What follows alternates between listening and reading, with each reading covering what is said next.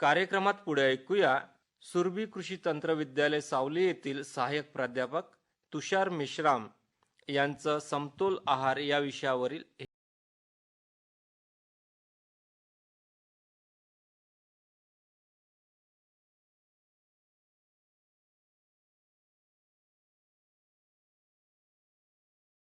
शेतकरी बंधूंनो नमस्कार. आज आपण दुधाळ जनावरांसाठी समतोल आहार याविषयी जाणून घेऊया.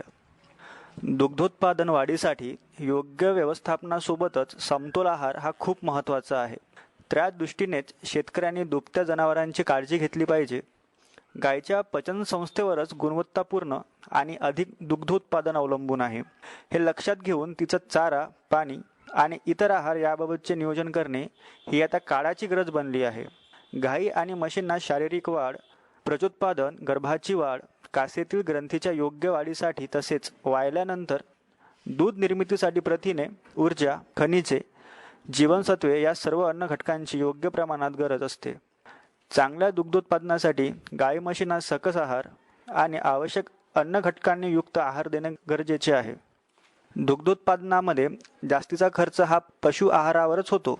पशुखाद्यामध्ये मका, ज्वारी, बाजरी, डाळींच्या चुनी तसेच सरकी पेंड, सोयाबीन पेंड, ट्युमिंग पेंड, गव्हाचा किंवा तांदळाचा कोंडा यांचा योग्य प्रमाणात वापर करून पशुखाद्य तयार करता येते. दुधामध्ये जे अन्न घटक असतात ते दुधाळ जनावरांच्या शरीरातूनच पुरवले जातात. म्हणूनच दुधाळ जनावरांच्या आहारास अनन्यसाधारण महत्त्व आहे. यासाठी 1 लिटर दूध निर्मितीसाठी गाई म्हशींच्या आंचडा मार्फत साधारणतः 400 ते 450 लिटर रक्ताचे अभिसरण होते. म्हणजेच गाई म्हशींच्या रक्तातूनच दुधातील अन्न घटक तयार केले जातात. जर आपण खाद्यामार्फत अन्न घटक पुरवले नाहीत तर जनावरे स्वतःच्या शरीरात साठवून ठेवलेली ऊर्जा आणि प्रथिनांचा साठा दुग्धोत्पादनासाठी खर्ची करतात. परिणामी गाय आणि म्हशीचे वजन कमी होते. प्रजनन क्षमतेवरही विपरीत परिणाम होतो. शेवटी यांचा एकंदरीत परिणाम दुग्धोत्पादनावर होते. हे सर्व टाळण्याकरिता जनावरांसाठी समतोल आहार व्यवस्थापन करणे महत्त्वाचे आहे. जनावरांसाठी हवा समतोल आहार. समतोल आहारामध्ये ओला चारा, कोरडा चारा आणि खुराक यांचा योग्य प्रमाणात वापर महत्त्वाचा आहे. जनावरांना ओला चारा देताना एकदल आणि द्विदल वर्गातील चाऱ्यांचे मिश्रण करावे. एकदल वर्गातील चाऱ्यामध्ये मका, ज्वारी, बाजरी, पॅरागवत, नेपियर गवत, धारवाळ, हायब्रिड नेपियर 6 इत्यादी जातींचा समावेश होतो. एकदल चाऱ्यामध्ये प्रथिने कमी प्रमाणात आणि पिष्टमय पदार्थ अधिक असतात. चवडी, लसूण, बरसीम, स्टायलो, दशरथ गवत ही द्विदल वर्गातील चारा पिके आहेत. द्विदल चारा पिके अधिक पौष्टिक आणि प्रथिने आणि कॅल्शियमने भरपूर असते. सुक्या चाऱ्यामध्ये मका, मका कडबा, गव्हाचे काड, ज्वारीचा कडबा, भाताचा पेंडा, मिश्र सुका चारा जनावरांच्या आहारात द्यावा. जरीही चारा कमी पौष्टिक असला तरी या चाऱ्याचा उपयोग मुख्यत्वे करून पोटभर वैरण म्हणून केला जातो. समतोल आहारामध्ये आंबून महत्त्वाचे आहे. यामध्ये प्रथिने आणि ऊर्जा याचे प्रमाण अधिक असते. आंबून मिश्रणाचा 100 किलो तत्वावर नमुना बनवावा. यामध्ये सांगितल्याप्रमाणे विविध खाद्य घटक वापरले जातात. जनावरांना ऊर्जा पुरवण्याकरिता आंबूनमध्ये मका, ज्वारी, बाजरी यासारखी तृणधान्ये वापरली जातात. प्रथिनांचा स्रोत म्हणून सरकी, भुईमूग, जवस, तीळ, सूर्यफूल यापासून मिळणारी पेंड वापरण्यात येते. याचबरोबरीने भात किंवा गव्हाचा कोंडा, भाताचे पालिश, तूर चुनी, उडीद चुनी आणि मूग चुनीचा समावेश करता येतो. पशुखाद्यात 2% खनिज मिश्रण, 1% चुना पावडर आणि 1% मिठाचा समावेश करावा. गाय आणि म्हशीला मिठाची गरज असते. गायीला किमान 40 ते 50 ग्राम आणि म्हशीला 60 ते 70 ग्राम मीठ द्यावे. मिठामुळे जनावरांच्या शरीरातील पाणी टिकून राहते तसेच तापमान नियंत्रित राहते. मेंदूतून शरीराला होणारे व्यवस्थापन योग्य रीतीने होते. या जनावरांना पाणीही भरपूर द्यावे. नित्यक्रमानुसार वेळेत पाणी मिळाले नाही तर किमान 30% दूध घटते. रवण क्रिया ही पाण्यावरच अवलंबून असते. पशुखाद्याबरोबर सोयाबीन आणि मका द्यावा. 10 लिटर दूध देणाऱ्या गायला किमान प्रत्येकी 100 ग्रॅम प्रमाणे ते द्यावे.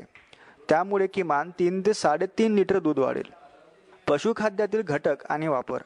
पशुखाद्यात विविध खाद्य घटक वापरल्यामुळे एका पदार्थातील अन्न घटकाची उणीव दुसऱ्या पदार्थातील अन्न घटकातून भरून निघते. पशुखाद्यात साधारणतः 25 ते 30% पेंड, 25 ते 30% तृणधान्य, 25 ते 45% तृणधान्यापासून आणि 20 ते 30% कडधान्यापासून मिळणारे दुय्यम पदार्थ, 1 ते 2% खनिज मिश्रण आणि 1% मीठ यांचा समावेश होतो. दुभत्या जनावरास पशुखाद्य देण्याचे प्रमाण त्यांच्या दुग्धोत्पादनावर अवलंबून असते. दुधाळ गाईस 1 ते 1.5 किलो पशुखाद्य शरीर पोषणासाठी आणि 1 किलो आंबोन प्रति 2.5 किलो दुग्धोत्पादनासाठी द्यावे.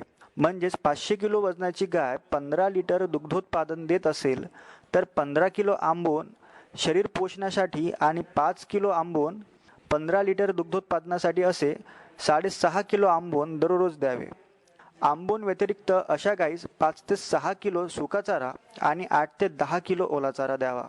दुधाळ म्हशींना प्रति किलो दुग्धोत्पादनासाठी लागणारे अन्न घटक गायींना लागणाऱ्या अन्न घटकापेक्षा अधिक असतात. याचे कारण म्हणजे म्हशीच्या दुधामध्ये स्निग्धांशाचे प्रमाण गायीच्या दुधापेक्षा जास्त असते. म्हशीच्या शरीर पोषणासाठी 1.5 ते 2 किलो आंबोन आणि प्रति 2 लिटर दुग्धोत्पादनासाठी 1 किलो आंबोन या प्रमाणात देणे गरजेचे आहे. जनावरास आंबोन देण्यापूर्वी 8 ते 12 तास पाण्यात भिजवून ठेवावे. यामुळे त्याचा रुचकरपणा वाढतो आणि पाचकता देखील वाढते. आहारातील आंबोनाचे प्रमाण कमी केल्यास दुग्धोत्पादनावर विपरीत परिणाम दिसून येतो. याचे कारण म्हणजे जनावरांना आहारातून दिलेले अन्न घटक प्रथम शरीर पोषणासाठी वापरले जातात आणि त्यानंतर उरलेला भाग दुग्धोत्पादनासाठी वापरला जातो. गायला 2.5 लिटर दुग्धोत्पादनासाठी 1 किलो आंबोन लागते. आंबोनावरील खर्च कमी करण्यासाठी चांगला पौष्टिक चारा पिकांची लागवड करावी. साधारणपणे 6 किलो लसूण, बरसीम किंवा चवळी यासारख्या द्विदळ वर्गातील हिरव्या चाऱ्यापासून 1 किलो आंबोना एवढे अन्न घटक पुरवले जातात.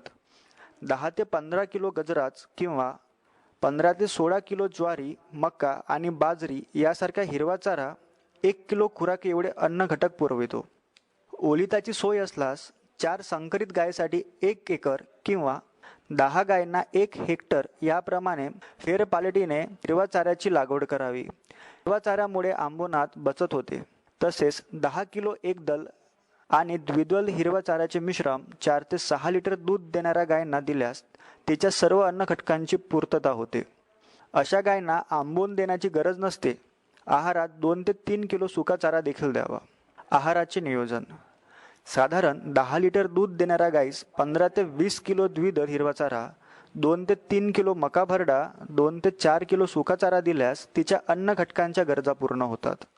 साधारणतः गाय आणि म्हैस वाळल्यानंतर दूध उत्पादन हळूहळू वाढत जाते आणि 45 ते 50 दिवसानंतर दूध निर्मितीचा उच्चांक गाठला जातो. त्यानंतर गायी आणि म्हशी सरासरी 4 महिन्यापर्यंत सातत्याने दूध देतात. त्यानंतर दूध देणं हळूहळू कमी होते. प्रसूतीनंतरच्या पहिल्या 45 ते 50 दिवसात दुधाळ जनावरास दुग्धोत्पादनास आवश्यक असणाऱ्या खुराकाच्या 1 ते 1.5 किलो अधिक खुराक द्यावा, जेणेकरून गायीचे दूध देण्याची कमाल मर्यादा कळू शकेल.